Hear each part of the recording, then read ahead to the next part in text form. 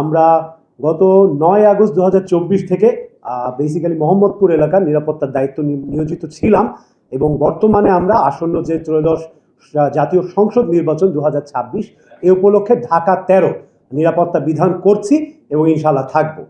তো আমি শুরুতেই আমাদের প্রার্থীদের সাথে যে মত বিনিময় সভা ছিল, ওনাদের অনেক উদ্বেগ, অনেক আশঙ্কা উঠে এসেছে। সেক্ষেত্রে সেটাকে অ্যাড্রেস করে কিছু বলতে যাচ্ছি। কিশোর গ্যাংয়ের ব্যাপারে ওনারা বলেছেন, মাদক এবং সন্ত্রাসের ব্যাপারে। আমি জাস্ট আপনাদেরকে ছোট্ট একটা পরিসংখ্যান তুলে ধরছি। আমাদের এই ব্যাটালিয়ন আমরা ইন অ্যান্ড অ্যারাউন্ড ৯ আগস্ট থেকে ৫৫০ দিনের মতো ঢাকা ১৩ আসন বেসিক্যালি যেটা মোহাম্মদপুর এলাকায় আমরা নিয়োজিত রয়েছি। আমাদের দুটি ক্যাম্প রয়েছে এখানে। আমার ডানে আমার দুই ক্যাম্প কমান্ডারও এখানে উপস্থিত আছেন, মেজর সাদির এবং মেজর ফুয়াদ। তো এই ৫৫০ দিনে আমরা টোটাল ৬,২২৪টা অপারেশন পরিচালনা করেছি। আমরা টোটাল ১,১৬৫ জনকে গ্রেপ্তার করেছি, ৩১২টি আগ্নেয়াস্ত্র আমরা উদ্ধার করেছি, ৮,৪৭৫ রাউন্ড অ্যামুনেশন এবং ১৯১৪টি বিভিন্ন প্রকার অন্যান্য অস্ত্র এবং বিপুল পরিমাণ মাদক এবং গান পাউডার আমরা উদ্ধার করেছি। পদ্মা সেতু, মেট্রো রেল এবং এলিভেটেড এক্সপ্রেসওয়ে নির্মাণের গর্বিত অংশীদার বসুন্ধরা সিমেন্ট। মাত্র ৫৫০ দিনে আমরা ৬,০০০-এর বেশি অপারেশন করেছি। তো এই পরিসংখ্যানটা ব্র্যাক করার জন্য না, আপনাদেরকে আস্থা ফিরিয়ে আনার জন্য আমাদের যা সাধ্য আছে কিংবা আমরা সাধ্যের উপরে যেও মোহাম্মদপুর এবং বিশেষত ঢাকা ১৩ আসনে যেন নিরাপত্তা পরিস্থিতি বজায় রাখে সেটার জন্য কাজ করেছি এবং এই সাফল্য আমাদের একার না।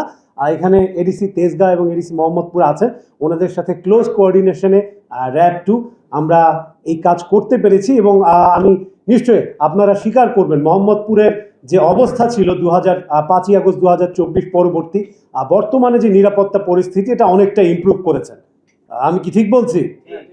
আচ্ছা, তো ইনশাল্লাহ এই প্রতিশ্রুতি আপনাদের থাকবে। আমাদের এই যে প্রচেষ্টা অব্যাহত থাকবে। আসন্ন নির্বাচন উপলক্ষে ঢাকা ১৩ আসনে নির্বাচনী বিধিমালা বিস্তারিতভাবে রিটার্নিং অফিসার মহোদয়ের পক্ষ থেকে বর্ণনা করা হয়েছে।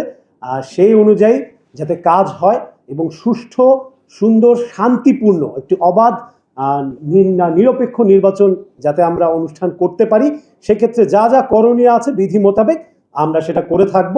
আর শেষ পর্যায়ে একটা কথাই বলতে চাই, এই যে সুষ্ঠু নির্বাচন, যে শান্তিপূর্ণ পরিবেশ বজায় রাখা, এটা শুধুমাত্র নিরাপত্তা বাহিনী কিংবা নির্বাচন কমিশনের কর্মকর্তাদের দায়িত্ব না। আমরা যারা প্রার্থী আছি, আমরাই জনগণের প্রতিনিধি হিসেবে প্রার্থী হিসেবে দাঁড়িয়েছি, আমাদেরও কিছু দায়িত্ব বর্তায় রাষ্ট্রের প্রতি এবং জনগণের প্রতি।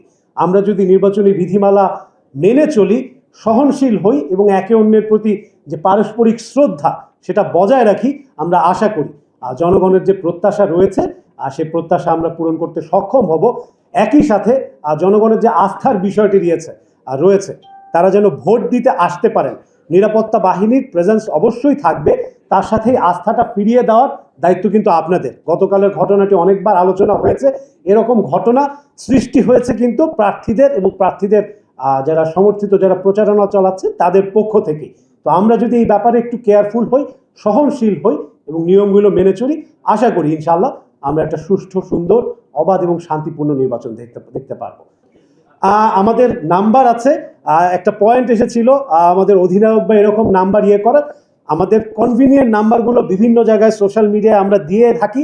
এটা হচ্ছে আমাদের সাথে যোগাযোগ করার সবচেয়ে দ্রুত মাধ্যম। এরপরেও যদি আপনার কোনো কিছু প্রয়োজন হয়, আমাদের হেল্পলাইন আছে এবং কোন পয়েন্ট অফ কন্ট্যাক্টগুলো আমরা অলরেডি রিটার্নিং অফিসার মহোদয়ের কাছে দিয়েছি, আপনাদেরকে সরবরাহ করা হবে। এরপরেও যদি আপনাদের মনে হয় কোনো কিছু করার, আমাদের দরজা সবসময় সবার জন্য খোলা আছে সমানভাবে।